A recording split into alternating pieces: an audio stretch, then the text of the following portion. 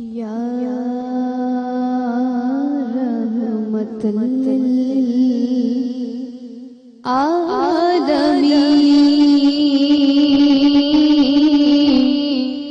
یا رحمت للعالمین،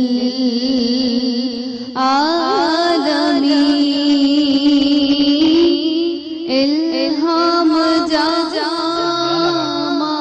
ہے تیرا، قرآ امامہ ہے تیرا، منبر تیرا عرش بری، یا رحمت للعالمین،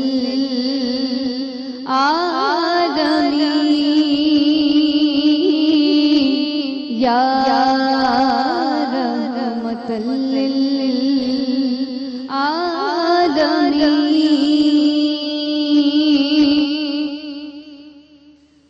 قرب الہی تیرا گھر، الفقر فخری تیرا دھن، آئینہ رحمت بدن، سانسی چراغ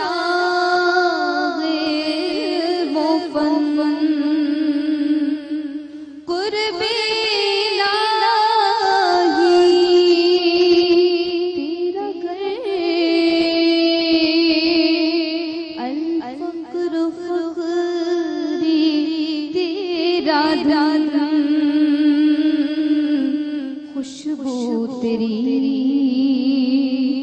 جوئے کرم، آنکھیں تیری بابے حرم، نور ازل تیری جبین، یا رحمت للعالمین،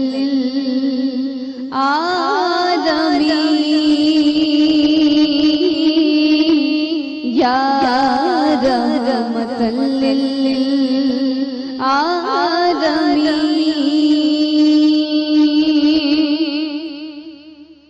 تیری خاموشی بھی اذان،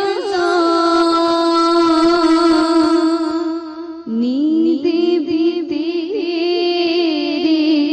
رت جگے، تیری خاموشی بھی اذان، نیند بھی تیری رت جگے، تیری حیات پاک کا ہر لمحہ پیغمبر لگے، تیری حیات پاک کا ہر لمحہ پیغمبر لگے، خیر بشر رتبہ تیرا، خیر بشر رتبہ تیرا، آواز حق خطبہ تیرا، آفاق تیرے سامعین، یا رحمت للعالمین،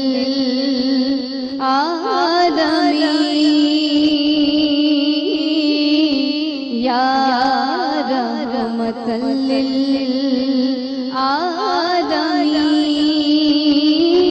الہام جامع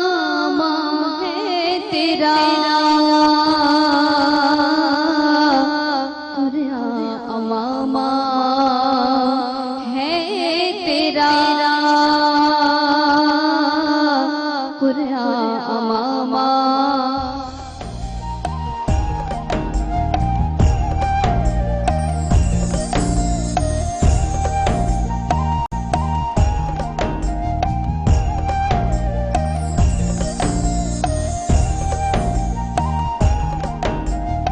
خوش آمدید. رمضان عشق ہے سحری ٹرانسمیشن، اور آپ لوگ بھی اپنے گھروں میں سحری کر رہے ہوں گے. ہمارے یہاں پہ بھی چونکہ اس وقت سحری کے لیے سب لوگ مصروف ہیں.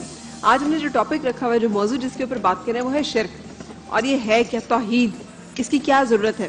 اچھا، بات ہم نے ابھی ادھوری تھی، ہماری بیچ میں تھی، لیکن کیا بہت سارے لوگ جو یہ مانتے ہیں کہ ہم فلاں دربار پہ چلے جائیں، فلاں بازار پہ چلے جائیں، وہاں جا کر ہم دعا مانگیں، کیا یہ اس زمرے میں آئے گا یا یہ اس سے فرق کوئی چیز ہے؟ بسم اللہ الرحمن الرحیم. دیکھیں، جو مقامات مقدسہ ہیں اسلام کے، ان کا احترام، ان کے جا کے ان کے وسیلے سے مانگنا، اس میں کوئی اشکال نہیں ہے. برادران اہل سنت کے مفتی ماشاءاللہ سے ساری دنیا میں تبلیغ کی ذمہ داری اٹھانے والے ڈاکٹر صاحب موجود ہیں یہاں پر. وسیلہ جائز ہے، مقامات مقدسہ کا ہو یا ان ہستیوں کا ہو جو اتباع ختمی مرتبت میں زندہ رہے اور اسی پہ زندگی کا اختتام کیا. میں جو اس وقت گفتگو کر رہا تھا، اس وقت آپ کے ایک جملے کو میں ذرا سا وضاحت کر دوں. میں آپ نے جب پروگرام کی ابتدا کری تو اس میں کہا آپ نے کہ شرک نہ کرے بندہ، اس کے علاوہ جو گناہ مرضی آئے کرے میں سب گناہ معاف کر دوں گا. اللہ نے کہا میں سب گناہ معاف کر دوں گا، شرک معاف نہیں کروں گا. تو اس کا مطلب یہ اللہ نے کہا کہ خدا نہ خواستہ نعوذ باللہ من ذالک گناہ کی اجازت دے دی کیا؟ بالکل. یہ کہا جاتا ہے، یہ ایک سمجھانے کے لیے کہا گیا کہ دیکھیں تم خاکی ہو، تم قدرت رکھتا ہے جس چیز کو مرضی بخش دے، لیکن یہ ایک گناہ وہ ہے جس پہ اس کا وعدہ ہے کہ اس کو ہرگز نہیں بخشے گا. میں یہ عرض کروں گا آپ سے کہ جب یہ حدیث بیان کی جائے، اس کے ساتھ اس کی تفصیل بھی دی جائے. سر یہ حدیث نہیں، یہ قرآن پاک کی آیت مبارکہ ہے، قرآن مجید کی آیت مبارکہ. جب یہ بیان کی جائے تو ساتھ میں اس کی تشریح بھی دی جائے کہ دیکھیں گناہ کی اجازت تو اللہ دے نہیں رہا. نعوذ باللہ، ہمارا تو ایمان ہی نہیں کہ اللہ کو کسی گناہ کی اجازت دے دے گا. نہیں، اس کو ایک تشبیہ سمجھ لو، اس کو ایک وہ سمجھ لو کہ کوئی بھی گناہ، بڑا بڑا انسان گناہ گار ہے، گناہوں سے بچ نہیں سکتا. وہ معصومین کی ذات تھی جو گناہوں سے مبرہ تھی، لیکن ہم انسان ہیں، ہم سے ہوگا گناہ. اس نے کہا میں بخشوں گا، لیکن جان بوجھ کے جو گناہ کرو اس گناہ پہ تم قائم رہو. اس گناہ کبیرہ کو اس کو معاف نہیں کروں گا کہ تمہیں آخری وقت تک توفیق نہیں ہوئی کہ میری بارگاہ میں آ کے تم سے توبہ کرتے، پناہ مانگتے، اپنے گناہوں سے تائب ہو کے میرے پاس آتے. تم آخری سانس تک اگر اپنے گناہوں پہ جمے رہو گے، میں معاف نہیں کروں گا ایسے شخص. سر آپ نے کہا وسیلہ، تو میں اس میں ایک چیز پوچھنا چاہ رہی ہوں. حضرت عیسیٰ علیہ السلام، ان سے بڑا تو کوئی نبی، پھر مادر ذات نبی، پھر بغیر باپ کے پیدا ہوئے نبی، یعنی روح اللہ. ہاں، حضرت عیسیٰ علیہ السلام روح اللہ.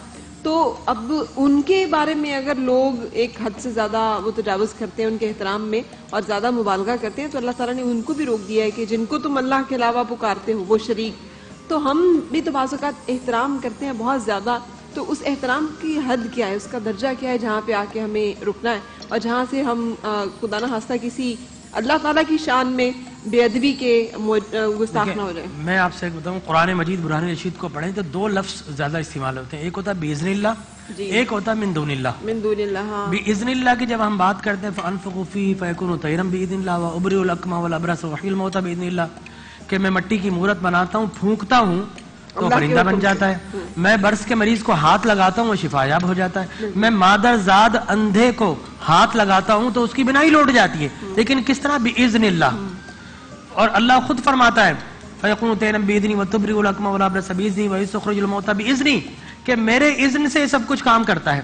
لہذا معلوم ہوا کہ اذن اللہ کا ہوتا ہے اور عمل بندہ کر رہا ہوتا ہے.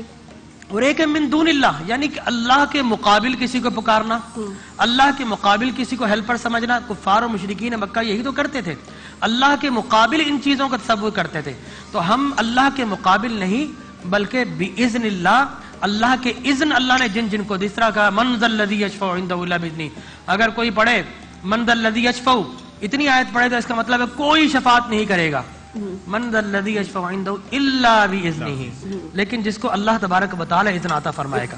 اور آپ نے کہا مزارات پر جانے کے، دیکھیں قرآن اور مجید اذن حضور پاک صلی اللہ علیہ وسلم کو ہی عطا کیا جائے گا. جی ہاں ان کے علاوہ تو کوئی اور ہستی نہیں. ہمارا ماننا ہے یہ کہ ایک وہی شافع المرسلین ہیں، جی ہاں، رسولوں میں سے، تمام رسولوں میں سے بھی شفاعت کا بالکل. اگر درجہ کسی کو ہے تو وہ ہمارے نبی پاک صلی اللہ پہلی علیہ وسلم شفاعت کو ہے. ہوگی ہی یہی کہ آقا کائنات حضور اکرم صلی اللہ علیہ وسلم نے کہا کہ سب سے پہلے شفاعت کا دروازہ میں کھولوں گا، سب سے پہلے مجھے اذن دیا جائے گا. صحیح. اور وہ جو نفسی نفسی پکار رہے ہوں گے وہ سارے کے سارے میرے لوائے حمد، میرے جھنڈے تلے جو حمد کا جھنڈا اس میں جمع ہوں گے. میں اللہ کی بارگاہ میں جاؤں گا اور پہلی شفاعت کیا ہوگی کہ اے رب کائنات حساب و کتاب کا آغاز فرما دے. صحیح. یہ جو یوم حشر کا دن ہے بڑا طویل ہو گیا، لوگ بالکل مر گئے، کسی کو ادھر تک پسینہ، کسی کو ادھر تک پسینہ، اور گرم ہوائیں اور سورج سوانی، وہ ساری چیزیں ہیں. لیکن میں یہاں پر یہ بتاؤں گا کہ آپ نے جو فرمایا مزارات پر جانے کے لیے، دیکھیں قرآن مجید برہان رشید جب یہ کہتا ہے کہ عبادت کرو تو عبادت کا معنی ہے کہ انتہائی تعظیم کرنا. بالکل. لیکن کیا سمجھ کر؟ خدا سمجھ کر، اپنا الہ سمجھ کر، اپنا معبود سمجھ کر، اپنا پروردگار سمجھ کر، اپنا خالق سمجھ کر جب آپ کسی کی تعظیم کرتے ہیں تو ایسی تعظیم عبادت بن جاتی ہے. صحیح. اور عبادت اللہ کے علاوہ کسی کی نہیں کی جا سکتی. ٹھیک ہے. اب اگر کوئی اپنا نبی سمجھ کر، ولی سمجھ کر، اساتذہ سمجھ کر، مرشد سمجھ کر اب اگر کوئی تعظیم کرتا ہے تو ایسی تعظیم عبادت نہیں، اطاعت بنتی ہے. ٹھیک ہے. اور اطاعت اللہ کی بھی، اطاعت رسول کی بھی. یعنی عبادت فقط اللہ کی، لیکن عقیدہ کیا تھا؟ خدا. خدا سمجھ کر جب تعظیم کریں گے عبادت ہے، صحیح. خدا کا غیر سمجھ کر، نبی سمجھ کر تعظیم کریں گے اطاعت ہے. ٹھیک ہے. تو عبادت اور اطاعت کا جو باریک سا فرق ہے وہ کیا ہے؟ آپ مزار پر جاتے ہیں کسی پر اور آپ اس عقیدے کے ساتھ کہ یہ اللہ کا بندہ ہے، اللہ کا محبوب ہے، اللہ کا ولی ہے، یہ خدا نہیں ہے، یہ سمجھ کر آپ اس کی تعظیم کریں گے تو اطاعت کہلائے گا، یہ ادب کہلائے گا، یہ عبادت نہیں کہلائے گا. لیکن اگر آپ نے کسی کو خدا سمجھ کر، آپ کسی نبی کی بارگاہ میں چلے جائیں، خدا سمجھ، چاہے وہ زندہ ہو چاہے وہ انتقال کر گیا ہو، قبر میں لیٹا ہو، اگر خدا سمجھ کر آپ نے اس سے خطاب کر لیا تو شرک ہو جائے گا. خدا کا بندہ سمجھ کر، خدا کا بندہ، یہ بنیادی چیز ہے، خدا کا بندہ سمجھ کر جتنی بھی تعظیم کریں گے وہ تعظیم کا انتہا پر بھی چلے جائیں گے. صحابہ کرام رضوان اللہ تعالی علیہ نہیں تو حضور اکرم تاجدار کائنات صلی اللہ علیہ وسلم کی قبر انور سے توسل کرتے رہے بارشوں کی. ام المؤمنین عائشہ صدیقہ سے کسی نے کہا کہ بارشیں نہیں ہو رہی، آپ نے فرمایا کہ رسول اللہ کی قبر انور ہے، وہاں سوراخ کیا گیا، آج بھی وہ علامتی سوراخ وہاں پر موجود ہے. وہ اتنی بارشیں ہوئی جب آسمان نے دیکھا براہ راست حیا آئی، اتنا برسا کہ وہ عام الفتق بن گیا، وہ خوشحالی کا سال بن گیا.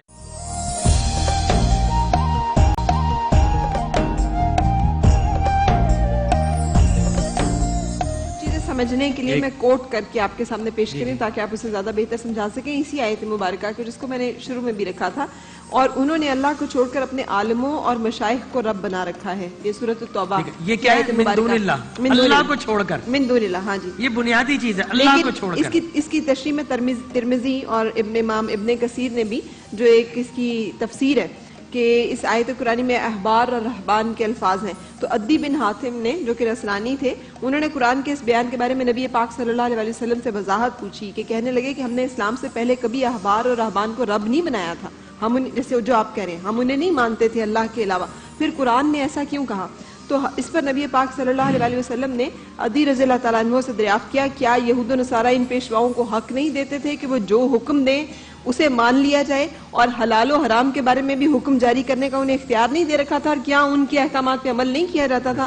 تو عدی بن حاتم رضی اللہ تعالیٰ عنہ نے تصدیق کی کہ بالکل ایسا ہی ہے، انہیں حکم کا اختیار حاصل تھا. تو نبی پاک صلی اللہ علیہ وسلم نے فرمایا یہی ان کو رب بنانا ہے. قرآن نے اسی معنی میں ان کی ربوبیت کی بات کی. وَلَا تَقُولُ لِمَا تَصِفُ أَلْسِنَتُكُمْ هَذَا حَلَالٌ وَهَذَا حَرَامٌ لِتَفْتَرُوا عَلَى اللَّهِ الْكَذِبَ. قرآن میں اللہ نے واضح فرما دیا کہ کسی کو طاقت نہیں، یا تو اللہ کو یہ ہے یا اس کے نبی کو ہے. جس طرح فرمایا کہ یحل لهم الطیبات ویحرم علیہم الخبائث، یہ نبی ہے جو تم تو ناپاک چیزوں پر تمہارے کو حرام کرتا ہے، حلال اور پاکیزہ چیزیں تمہارے لیے حلال کرتا ہے. یہ مقام دیکھیں، دو چیزیں، فعال لما یرید، اللہ کی شان کہ جو کہتا ہے وہ ہو جاتا ہے، اور نبی کی شان یہ ہے کہ آپ نے جو فرما دیا وہ دین بن جاتا ہے. تو جو لوگ یہ سوچ کے جاتے ہیں کہ یہاں سے ہمیں بیٹے مل جائیں گے، یہاں سے ہمیں صحت مل جائے گی، یہاں سے ہماری رزق کھل جائے گا، یہاں سے ہماری عمر لمبی ہو جائے گی، اور میں تمام اولیاء کرام، صحابہ کرام، انبیاء کرام کی ماننے والی ہوں obviously، لیکن یہ کہنا کہ جی اس دروازے سے گزر جائیں گے تو ہم جنت کا ہمارے پاس گارنٹی آ جائے گی کہ ہم دیکھیے، میں جنت آپ سے سے گزر گئے دیکھیے، ہیں. میں آپ- میں ایک منٹ میں یہ اس کی چیزیں وضاحت جو ہیں یہ کس زمرے میں آئیں گی؟ یہ ٹاپک میرا ہے. حد ادب کے اچھا اچھا یہ ان کا ادب حد سے بڑھتے ہوئے کہیں ہم اللہ تعالیٰ کی حد نہیں اس میں تو نہیں. دیکھیں وہ جو ان کو کہا گیا لا تغلو فی دینکم ولا تقولوا علی الحق انما المسیح عیسی ابن مریم رسول اللہ وکلمتہ، کہ غلف نہ کرو. غلف کیا تھا؟ کہ انہوں نے عیسیٰ ابن مریم کو اللہ کا بیٹا بنا لیا. نہ اللہ کے برابر کسی کو بناؤ، نہ اللہ کا بیٹا کسی کو بناؤ، نہ اللہ کے مقابل کسی کو بناؤ. ہم نے نبی کو اللہ کا عاجز سمجھا، ہم نے نیاز مند سمجھا، ہم نے ولی کو اللہ کا بے نیاز تو اللہ کی ذات ہے، ٹھیک ہے نا، نہ اللہ کا مقابل کیا. یہ وہ ساری صورتیں ہیں جس کو غلف کہا گیا. ورنہ صحابہ کرام رضوان اللہ تعالی علیہ مجمعین نے نبی کے ادب میں حد کر دی. اگر مجھے آپ 1 گھنٹہ دیں تو میں صحابہ کے ایسے ایسے واقعات بتا دوں جس کو عقل تسلیم کرنے سے انکار ہے. نبی کے ادب میں جس طرح کل مولانا نے کہا تھا کہ وہ ٹھوکر لگی، صحابی حضور کے بعد اس جگہ ٹھوکر کھا کر گئے، تو مجھے کیوں ٹھوکر کھا رہے ہو؟ کہ میں نے رسول اللہ کو ایسا کرتے دیکھا تھا.